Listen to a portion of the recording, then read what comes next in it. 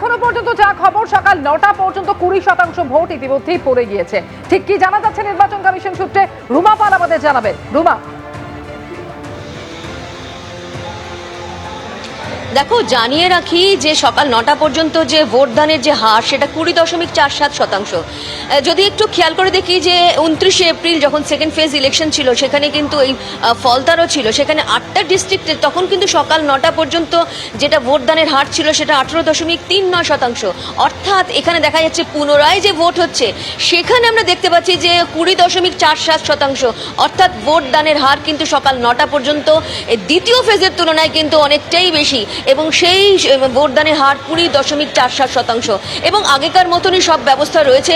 তবে এটা ঠিক যে 4ঠা মে যখন কাউন্টিংয়ের সময় থেকে এবং 29শে এপ্রিল যেটা সেকেন্ড ফেজের ইলেকশন ছিল সেই সময় থেকে কিন্তু এখনকারটা যে পরিস্থিতি অনেকটাই পাল্টে গেছে। তা সত্ত্বেও দেখা যাচ্ছে যে ভোটদানের হার কিন্তু 20.47% সকাল 9টা পর্যন্ত, এবং বোঝা যাচ্ছে যে আরও যত সময় যাবে একদম সন্ধ্যে 6টা পর্যন্ত কিন্তু এই ভোটদানের হারও কিন্তু বাড়বে, এমনটাই কিন্তু বোঝা যাচ্ছে। ফলতার বাসুদেবপুর ঘোষপাড়ায় রয়েছে, এই জায়গা থেকেও কিন্তু অভিযোগগুলো উঠতো এর আগে যে তারা ভোট দিতে পারেন না।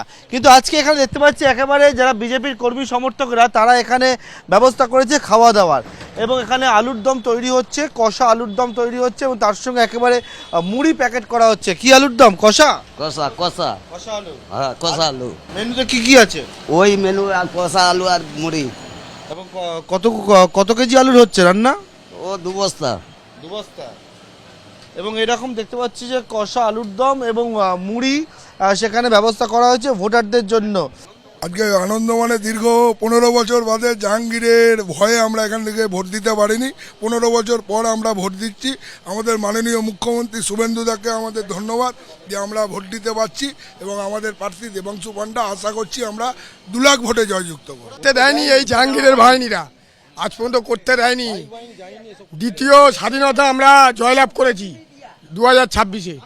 বিজেপি কর্মী সমর্থকরা তারা যেখানে ব্যবস্থা করেছেন, এবং বিজেপি কর্মীরা তারা এখানে দাঁড়িয়ে রয়েছেন। এখানে যে রান্না হচ্ছে একেবারে মুড়ি এবং আলুর দম, এবং সেখান থেকে হচ্ছে যে এই এলাকার যে বুথগুলো রয়েছে সেই বুথগুলো এই মুড়ি আলুর দম পৌঁছে যাচ্ছে, যাতে ভোটাররা ভোট দিয়ে সেই খাবার গ্রহণ করেন। আমাদের টিফিন, এরপরে আমরা মাছ ভাতের ব্যবস্থা করেছি, সবাই মিলে মাছ ভাত খাবে। তা সকালে বলছে মুড়ি আলুর দম, এবং দুপুরবেলা মাছ ভাতের ব্যবস্থা করেছেন বিজেপি কর্মী সমর্থকরা এই জায়গায়। এবং ফলতা এলাকায় তারা বলছেন এর আগে নির্বাচনের সময় তারা ভোট দিতে পারেননি, কিন্তু এবারে তারা আনন্দ করে ভোটাররা ভোট গ্রহণ কেন্দ্রে যেতে পারছেন, এবং তার জন্য তাদের এই খাবারের ব্যবস্থা। ফলতায় পুনর্নির্বাচন আজ নির্বাচন কমিশনের নির্দেশে ফলতাতে আজকে পুনর্নির্বাচন হচ্ছে। সকাল থেকে নির্বিঘ্নেই এগোচ্ছে ভোট গ্রহণ পর্ব। কেন্দ্রীয় বাহিনী এবং পুলিশ মোতায়েন রয়েছে, তারা বাড়িতে বাড়িতে গিয়ে ভোটারদের অভয় বার্তা দিচ্ছেন, এবং ভোটাররা তারাও বাড়ির বাইরে বেরিয়ে এসে আজকে বলছেন 15 বছর পরে তারা নির্ভয় ভোট দিতে যেতে পারছেন। তবে এরই মধ্যে ভোট গ্রহণ পর্বে যে ছবি আমাদের সামনে আসছে, ফলতার যিনি বাম প্রার্থী তিনি ফলতা থানার সামনে এই মুহূর্তে রয়েছেন। ঠিক কি তার অভিযোগ সরাসরি জানবো। আবির দত্ত এই মুহূর্তে রয়েছেন আমাদের সঙ্গে। আবির, দেখো, আমরা দাঁড়িয়ে রয়েছি ফলতা থানার সামনে, এবং চারিদিকে বুথে বুথে মানুষের ভিড়, লাইন যেমন দেখা যাচ্ছে, সেন্ট্রাল ফোর্স চারিদিকেও দেখা যাচ্ছে। কিন্তু দেখা যাচ্ছে বেশ কয়েক সময় ধরে, প্রায় 8 ঘন্টার কাছাকাছি আমরা দেখতে পাচ্ছি ফলতা থানার সামনে বাম প্রার্থী শম্ভুনাথ কুর্মী তিনি দাঁড়িয়ে রয়েছেন। কি কারণে তার সঙ্গে কথা বলবো। আপনি থানার সামনে কিসের জন্য?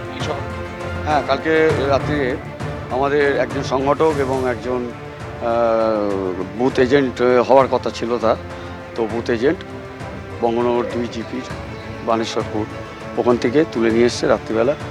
তো রাত্রে তুলে কি কারণ তো জানতে পারছি না। কথা বললেন পুলিশ? বাড়ির লোক কেউ জানতে পারছে না। কথা বললেন আপনারা পুলিশের? হ্যাঁ, আমরা পুলিশের সঙ্গে কথা বলেছি, রাত্রে কথা বলেছিলাম। প্রথম বললো যে না, এখন কিছু আমরা বলতে পারবো না, বড় নেই, বড় ছাড়া আমরা কিছু জানি না। এখন কথা বলার পরে তোরা কি? এখন তারপরে 4টের সময় ফের এলাম। 4টের সময় আসতে যিনি ছিলেন তিনি তো আমাকে প্রায় ধমক দিয়েই বললেন যে আপনি এত তাড়াতাড়ি আবার এলেন কেন, সকাল 8টার পরে আসবেন, বড় 8টার আগে দেখা করবেন না। তো ঠিক আছে, আমি তাই 8টার সময় এসেছি। বড়বাবুকে ফোন করাতে উনি বললেন 8টার পরে আসুন, বলছেন কী কারণে। ঠিক আছে, তো এখন এসেছি, থানায় গেলাম। বড়বাবু কতটা সমস্যার সম্মুখীন পড়লেন, মানে এটা কেন হলো আপনার মনে হচ্ছে? কেন হলো সেটাই তো বুঝতে পারছি না। অপরাধ বা কিছু? অপরাধ থাকার কথা না, একজন স্টুডেন্ট সবে পাস করে বেরিয়ে এসে এসএফআই করতো, আর একজন ওর বাবা ছোটোখাটো ক্ষুদ্র একটা লরি আছে, সেটা চালিয়ে খায়। এর মধ্যে ওর এলাকার নাম আছে, সুনাম আছে। কিন্তু চারিদিকে যে নির্বাচন যেটা চলছে, সেই নির্বাচনে আপনার কি মনে হচ্ছে যে গত সময় যে নির্বাচন হতো আর আজকে যে নির্বাচনের মধ্যে তফাৎ তো আছে? কি মনে, আপনার কি মনে হয়? না, তফাৎ তো হওয়ার কথা। আমি তো ভেবেছিলাম যে ভালোভাবেই ভোটটা হবে। যেহেতু নতুন সরকার এসেছে, তাদের কাছেও আমরা আশাবাদী ছিলাম যে হ্যাঁ, সরকারটা আমরা প্রচারও করতে পেরেছি, আগে যেটা করতে পারতাম না। তো নির্বাচনের ভালো। এখন কি করবেন? এখন দেখি, বড়বাবুর সঙ্গে কথা বলি। এবিপি আনন্দ, এগিয়ে থাকে, এগিয়ে রাখে।